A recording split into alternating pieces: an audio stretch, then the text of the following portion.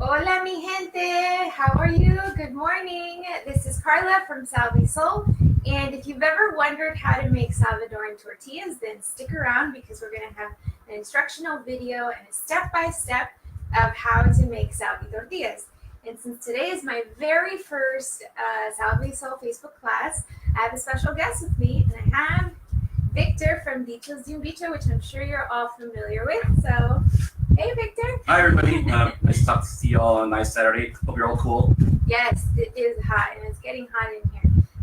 So today we are going to do Salvadoran tortillas. And if you're Salvadoran, you know that this is something you find at almost every mealtime. It's a foundational part of the cuisine, and it's just a really fun food also to eat. And today we want to just make sure that we demystify the steps of how to make it, because there is a magic to it, but it's also really fun, and it's really easy and really fast. It comes together real quickly. So one of the things that we want to make sure we go over is making you comfortable. So if you have any questions that you want to ask us about it, feel free to include that in the comments, because we are going to be answering them at the end. So yeah, tortillas. How are they different from other tortillas? You know this. Well, I mean, for those of us who kind of got here in the United States back in the early 80s and everything, in Central America, we're used to having these smaller, thicker tortillas, but when we got here, Yes. the only thing that was available were like Guerrero tortillas, which are really thin, right? And so, I mean, it's a different type of tortilla. There's no wrong type of tortilla, but like for the specificity of like breakfast, for us, Yes. it's the thick tortilla that just makes all the difference. Yes, and I remember being in the kitchen with my grandmother, and they have this like great palmeada, and it's rotating, and I just couldn't think. I was like, I'm never gonna learn how to do this, which is why I want to empower all of you to get in the kitchen and try it, because a lot of the women I've interviewed for SalviSoul have said, oh yeah, my children are not really, no les gusta la cocina, or they don't like the kitchen. But I really think it's just some practice. If we all get in there and practice a little bit, we're going to feel more comfortable eating and making them. So, In there as well. yes, I mean, please. also speaking as a man, right? I think culturally we're so accustomed to having our mothers, our grandmothers, our aunts cook for us. Nothing, absolutely nothing, prevents us from actually getting in the kitchen, putting our hands in there, and doing the stuff for ourselves as well. It should be natural to anybody, both women, and everybody. So Yes. children too. Yes. A todo que le gusta comer, he can learn how to make food. So if you like to eat, you can learn how to make it, man or woman. All right, so I just wanted to kind of get it out of the way. If you're not familiar with Salvadoran tortillas, this is normally, when people think about tortillas in the United States, they think of making tortillas with this. And this is a tortilla press that is typically used for Mexican tortillas. So they'll make the masa similar to how we'll make it here today. And then with a little ball, they'll put some like plastic in here so it doesn't stick when they press it down. And they'll do this, and they'll lift it up, and then from here, it'll go onto the comal. We aren't going to use this, and this is not utilized in the Salvadoran kitchen, but I just wanted to show you all for reference. And if you have used this to make Mexican tortillas, it's also really good. Like Victor said, there's no wrong tortilla, but just to kind of get it out of the way so that you know this is a very different method and technique. All right, so our ingredients. Now would be a great time if you want to take your phone or however you're watching your computer into the kitchen. Please do so. It'd be so fun to know if you do this with us. So you're going to need 3 ingredients, and you're going to need masa or masa flour, which our wonderful guest here is showing us right there. So there's different kinds of masa, and how we get this. This goes through a process called nixtamal, which I'm probably sure a lot of you are familiar with. And what it is, it's taking the corn and soaking it in some hot water with lime, the mineral, not the fruit.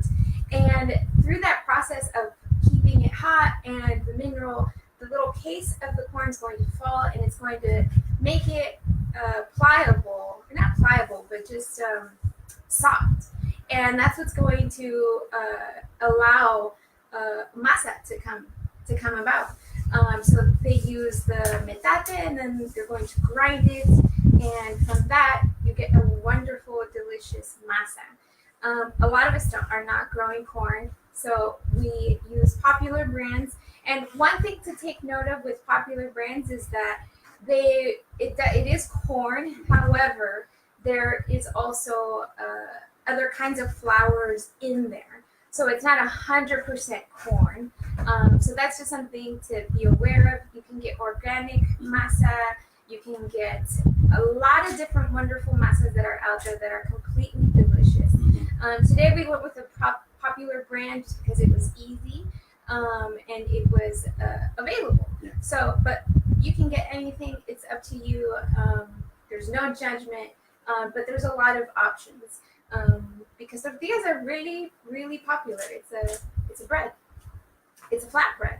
And something that both Victor and I have learned is that in El Salvador, a lot of people just know that the tortilla is this big and it's thick, but there are regional differences. And you were telling me about your dad, and they have a certain name for them. So, I'm sorry to jump in. No, please. I mean, my dad worked back in the 50s and the 60s as a coffee picker, and so he would describe something called a chenga, which is actually like a small tortilla, but much larger. It's because they're made to be just carried around with you and to be eaten as on the road. And they're a lot more filling, obviously, than the little ones. So, I mean, salt, lime, maybe a piece of cheese if you're on the road, and that was basically your meal for the whole day, and that's what kept it going. I mean, it's been keeping our people going for, hundreds and thousands of years at this point. Yeah, it's definitely a very user-friendly food. You can take it with you. As part of what makes la pupusa so wonderful too, is because it's got all this stuff inside. Right. So it's just like I can take it with me, and it's amazing. Okay, so today, and the other ingredients you're gonna need are the water. And I have a cup of water, more or less a cup of water here. Most of our moms, if you've seen them in the kitchen, they're not measuring anything. Right. I measured it just for the sake of helping you all. If you have no reference to how to do it, I have 1 cup of the masa and 1 cup of the water. You may need a little more depending on how hot it is where you are, because that's what dries the masa. And then the last ingredient you're going to need is salt. So a lot of times people forget. They'll say, "Oh, I made the tortillas y no me salieron bien. They didn't come out good." We have to season. Seasoning is crucial. So don't be afraid to add some salt in your masa. And let me know if you put other seasonings in it. I don't think I've ever heard of other seasonings, but if you do, let us know. So what we're going to do is we're going to combine the water, the salt, and the masa flour, and we're going to amasarla. And I'm going to have Victor do this. So Okay. feel free. So just start combining this and a pinch of that. All right. So here we go. Actually, this is actually a big test for me because this is something I've been wanting my mom to teach me since forever, because it's a life skill, right? And then once you have this, it stays with you forever, and you can get to pass it on to other folks. So a little pinch is about this much. Yeah. So this is exciting for me now. If I screw it up, whatever. Keep trying. No such thing. So now what? So then add some of the water in there, and this would be good to just tantito, like mix it in, pour a little in there. Mix it in, pour a little in there. You can. I don't think you can ruin making your masa for tortillas, because it's really in how it feels. So that's why it's hard to have like a exact recipe, because depending on how many you're making or how large you're making them, but just trust yourself in the kitchen, and trust your intuition how you want it. All right, and then there you go. So if you want to lift it just so that they see what you're doing, right? Oh, sorry. See, you can see right there. It's starting Can you see it? Yeah. It's starting to get its form. awesome. And then while he's doing that, I have this comal here that is heating up, and we're using a comal. We're actually using, excuse me, we're using a cast iron.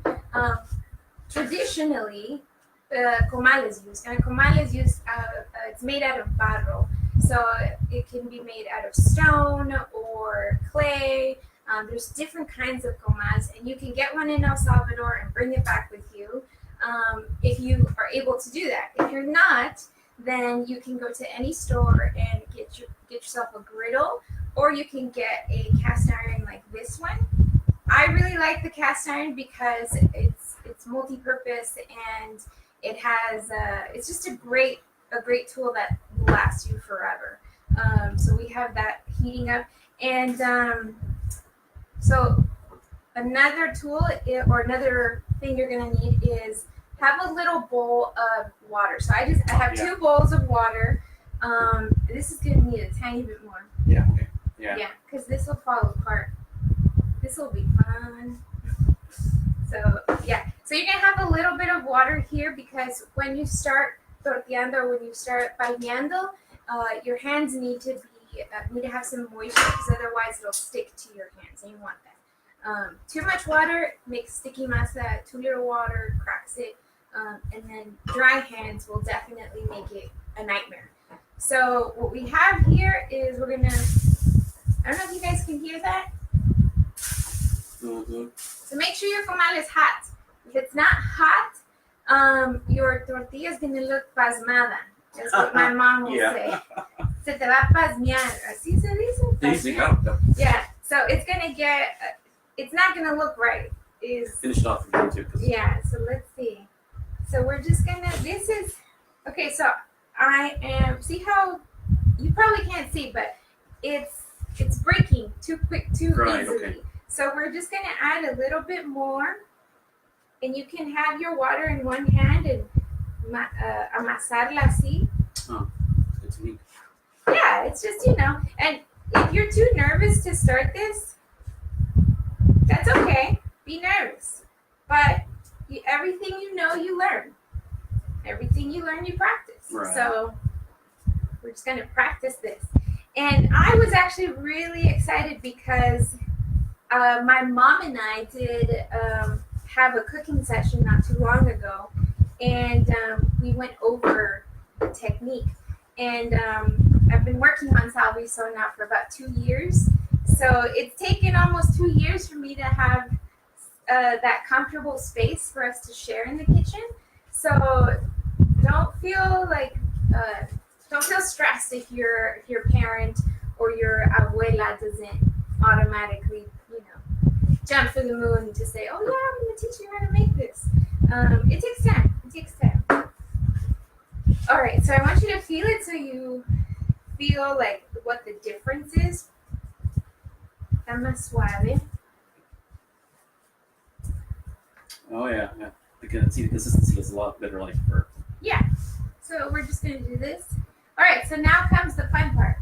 So if you have your, if you're in the kitchen, you're gonna follow along with us. Please do. So you're gonna grab your. Yeah. So first, let's actually put some water on our hands. You have some water there. All good. All right. So we have this, and we're gonna grab. Depending on how big you want your tortilla, I would recommend having just kind of like this is a pretty good golf ball size. So if you see that, so you got it. A ver. I'm used to doing meatballs. So meatballs, tortilla balls here. Okay, so you have your little ball of masa. So you're going to make sure that your hands are wet, and just think of it as, okay, so that's a good technique, palmear. So this is how my mom has taught me and how my great-grandmother would make tortillas. So what you're going to do, one hand is going to round out the edge, and this one, have you done it like this before? No, I've seen my mom palmear. Okay, so, and then this is just going to kind of press it So one hand is pressing and another one is kind of rounding out the edge. So you want to do, you want to put it here or you want to make another one? I'll put it first and I'll try and do it later too. So we're going to, I'm trying to show you guys. So this one is going to make it like this. And you're going to press and round it out. Press, round it out. Press and round it out. Press, round it out. And see how it's slowly becoming a disc? Mm-hmm. That's what we want. Press and round, press and round, press and round. So I'm pressing slowly. I'm not making like a huge indentation in it. I just want to make sure that it is even all throughout. My mom has a story of when she was 12, she hated making tortillas. She could cook anything else at that age, but tortillas, not at all what she was about. And her dad came home and she needed to make food. She didn't have the tortillas ready. And she hated making them, and they didn't go to sleep until she made like tortillas for 8 of her family members. And she just says it's a hard thing to learn. And so this is what gives you that. Oh yeah. All right. So and then one thing to remember is that because you're doing this action, the center is going to have kind of a little hump. That's when you can start palmeando. Make sure your hands are wet. And that's when you're going to start very nice pressing it out so that it's even. So there's a lot of expert tortilla makers out there. I commend you. I admire you. Mm-hmm. Learn from them. This is just one technique that my mom taught me. And she's put it into practice for lots of years. I've put it into practice now for a few years. So keep trying it. So you want to try this now? All right. Okay, and then we're going to put it here because our comal is hot. And there you go. So this, we have a cup here, and this will probably give us maybe 4 or 5 tortillas, depending on how big you make them. I always end up making them this size because I'm still not super, what's the word? Familiar or feel comfortable with making them super large, and there's some tortillas that make them like this big, and it's incredible. So shift your hand to always be like this. Don't move. Don't rotate this one. Oh, so just keep still. Okay. Just keep still, and then you're. All right. I got it. It's hard to just say. So you're gonna make your ball. How does that feel versus the a little more control actually. Yeah, it's a lot more control. When I first was observing my mom, I thought, oh, I'll never do this. This looks impossible. I'm never gonna be able to learn. But afterwards, I realized, oh no, this is not that hard. So I see. So this one is pressing, and this one is rounding out the edges. Pressing and rounding out the edges. So, and how's it feel? How's it looking? A lot better than the first one we did over there. All right, we'll show you that one when Is it hot enough? I think it actually got cold. Okay, we're gonna increase the heat here. Yeah, let's increase the heat. You're gonna have to develop the calloused fingertips like Yes. grandma. Yeah, and also, if you need to use a spatula, Yes. just use the spatula because that you should not have to burn yourself. A lot of the expert women who have cooked this food have skills like this. It's not just the skills, also it's intuition. Oh, a lot better than the first one. Look at that. Oh man, we're gonna have to show you guys some pictures afterwards so you can see how different it is. But it's SES. This is how it goes. Yes. You try once, doesn't go well, try it again. So that's great. He'll share this picture so you guys can see. that the technique is just a little bit more controlled. Mm-hmm. All right, so I think let's take some questions. Do we have any questions that people want to share or any comments? Or any stories about... Any stories, feel free to share them. If you don't have a comal in your home, that's okay. You can use a pan. This is just better because the heat is even. So it heats evenly, which means your tortilla is going to cook evenly, and it's going to have a great crust also, which is what's great about a cast iron. But yes, anything else you'd like to share, Victor? Here we go. Oh, we have a question. Great. All right. A mí siempre me salen cuadradas. I still need to practice is a comment that we have.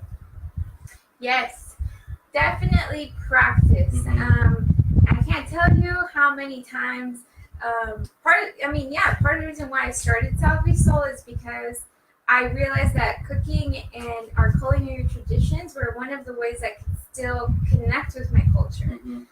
Sometimes you can't fly home to El Salvador. Sometimes you may not even speak the language, but you have the food always accessible to you. And that's why I wanted to make sure that I could learn it. So I often felt uncomfortable, like, oh, I'm never going to get this right. And, that's a process.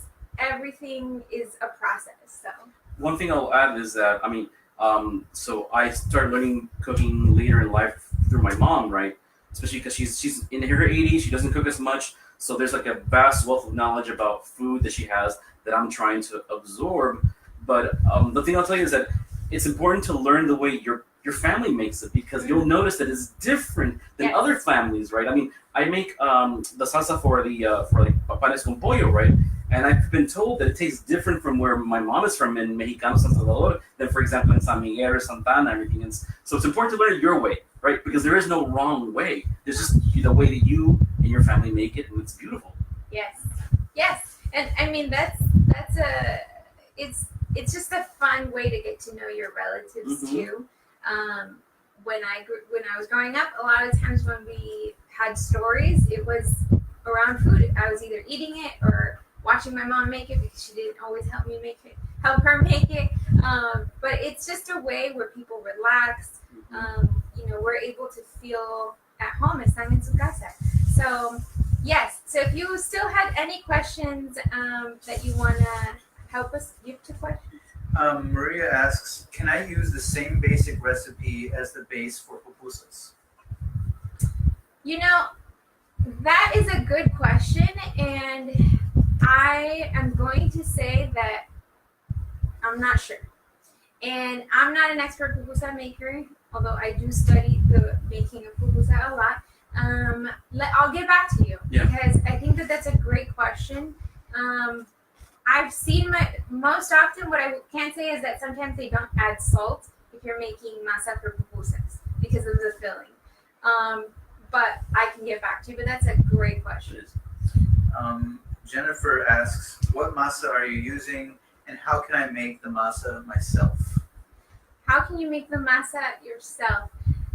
I don't know. You'd have to get raw corn, and you'd have to have access to a mineral or lime, or sometimes actually they would use ash if they didn't have lime, just tree or just ash. But I've never experimented with making my own masa, so I would probably ask a good tortilla place. There's a lot of fresh masa makers out there. Kernel of Truth Organics is one of them, and I really love their masa. Today we're using a popular brand that we found at the store. So. And I'll say this though, I think there is a distinct difference between tortillas made with lime versus ash. I look at the ceniza, right? Yeah. It tastes different. Oof. And they're different enough that it's like wow. It's like wow. I didn't realize there was such a variety in terms of how these can taste. Yeah. Well, and then you think about too, like the ash, depending on where the ash came from. If it was a leaf from a certain tree, it can have a certain flavor, kind of like with barbecue. Right. You have the smoke of I don't know, all the different kinds of wood, giving flavor to the meat. So yeah, that's a really cool flavor that makes it awesome. I wanted to show you the tortilla that Victor made. Yeah. You know, this is still good. This is still Misshapen, but it's edible. it's a little Edible. misshapen. But you know what? I'm gonna say even, completely even. There's like almost no bumps. But yeah, this is his little tortilla. Mine are a little thicker than this. Yeah. But yeah. All right. Well, thank you all so much for tuning in to the first SalviSoul Facebook class. If you have another idea or if you have a certain recipe you want to see, let me know in the comments or message me on any of the social media platforms. And this was fun. Thank you all so much. Thank you for inviting me, Karla. This is yeah. awesome. Thank you. All right. Provecho y hasta luego, everyone. Bye.